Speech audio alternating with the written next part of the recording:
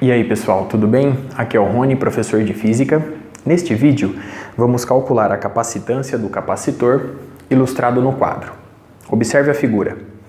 Nele, inserimos dois dielétricos, um de espessura D1 e constante dielétrica K1, o outro de espessura D2 e constante dielétrica K2. Nosso capacitor armazena ou condensa uma quantidade de carga elétrica Qzão. A distância entre suas placas condutoras é dada por D1 mais D2 e a área de cada uma das placas é representada por A. Para calcularmos sua capacitância, vamos seguir mais uma vez o mesmo roteiro. Primeiro, vamos calcular o vetor deslocamento elétrico. Posteriormente, o campo eletrostático e vetor. E por fim, a diferença de potencial V entre suas placas. A capacitância será obtida naturalmente a partir do terceiro cálculo. Muito bem, começando, portanto, com o vetor D, o vetor deslocamento elétrico.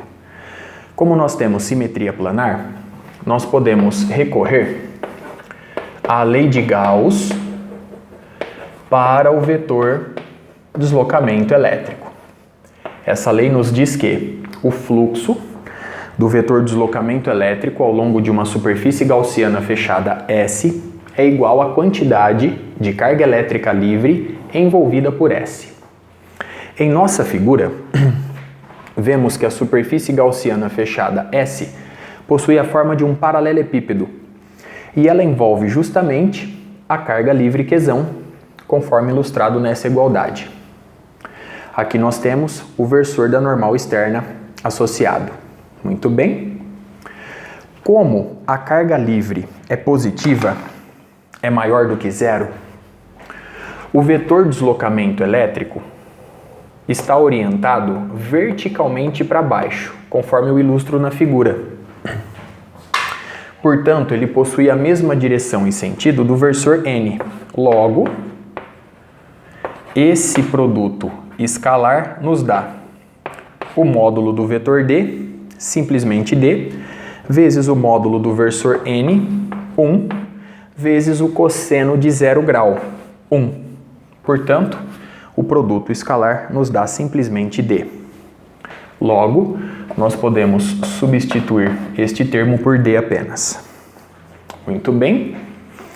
A intensidade do vetor deslocamento elétrico, representada por D, possui o mesmo valor em todos os pontos da área da base inferior da superfície gaussiana fechada S. Portanto, eu posso retirá-lo da integral e com isso ficamos com D vezes a integral dupla ao longo da superfície gaussiana fechada S de ds, e isso é igual a Qzão.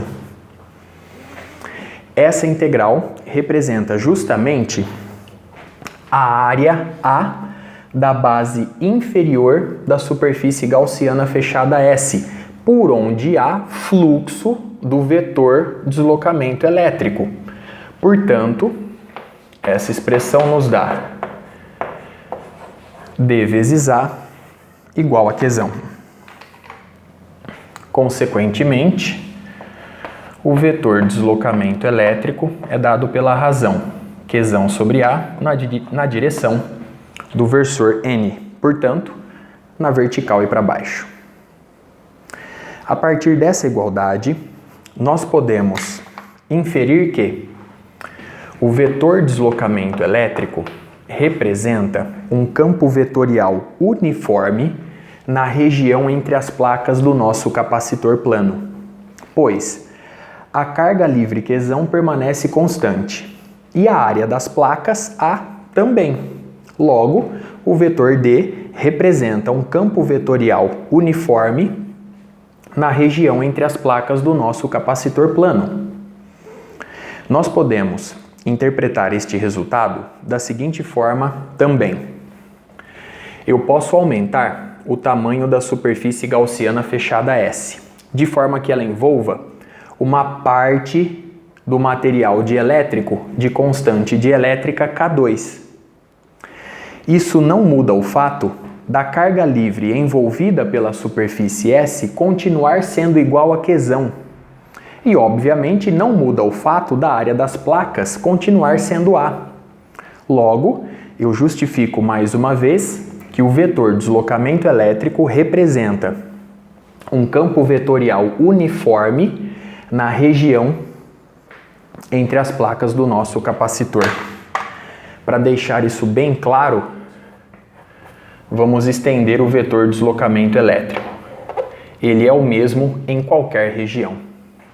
Muito bem. A partir dele, nós vamos calcular agora o campo eletrostático E vetor. No primeiro material de elétrico, eu vou representar esse vetor por E1. No segundo material de elétrico, eu vou representar por E2. Note que o campo eletrostático está orientado na vertical e para baixo, da placa positiva para a placa negativa. Muito bem.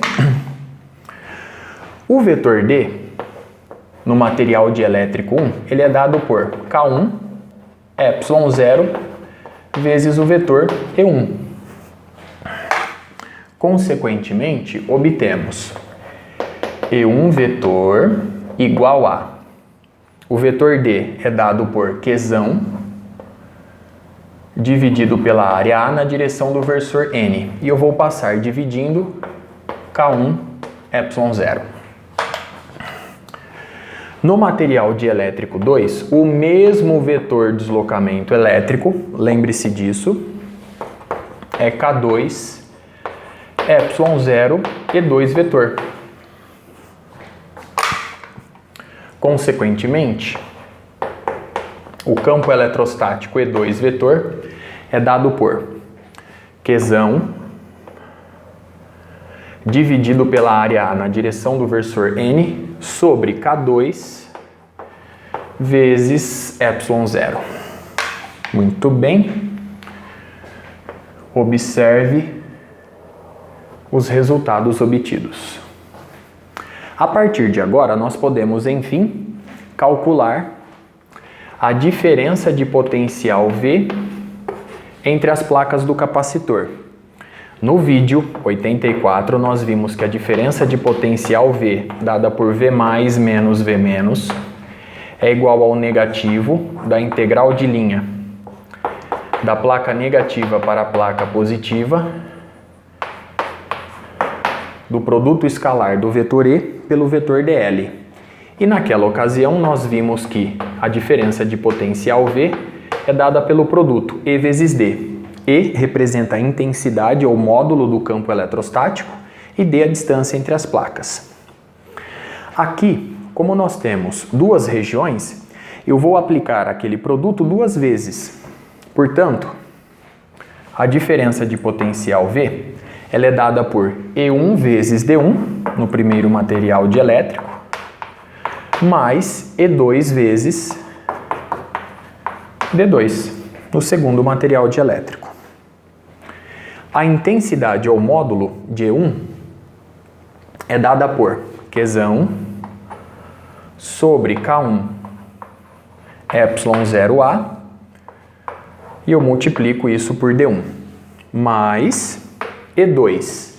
E2 é Qzão sobre K2 ε0A. Então nós temos aqui a intensidade ou módulo do campo eletrostático E2 vetor vezes D2. Vamos passar agora a carga Qzão dividindo. Então nós vamos ficar com V sobre Q. Isso é o inverso da capacitância do nosso capacitor. É igual a... Então nós temos D1 sobre K1 ε0A mais D2 sobre K2 ε0A. Essa é a resposta que nós estávamos procurando. Nós vamos interpretá-la, mais uma vez, assim como fizemos no vídeo anterior. O inverso da primeira fração representa a capacitância C1 de um capacitor de placas planas paralelas, ambas de área A, separadas entre si por uma distância D1, cujo espaço foi preenchido por um dielétrico de constante dielétrica K1. O inverso da segunda fração nos dá a capacitância de um capacitor de placas planas, paralelas, ambas com área A, separadas entre si por uma distância d2, cujo espaço foi preenchido por um material dielétrico de constante dielétrica K2. Consequentemente, o inverso da capacitância do nosso capacitor é igual a 1 sobre C1 mais 1 sobre C2. Logo, nós podemos interpretar essa situação como sendo uma associação de dois capacitores em série, conforme eu ilustro nos resultados obtidos. Com isso, eu encerro este vídeo. Até a próxima!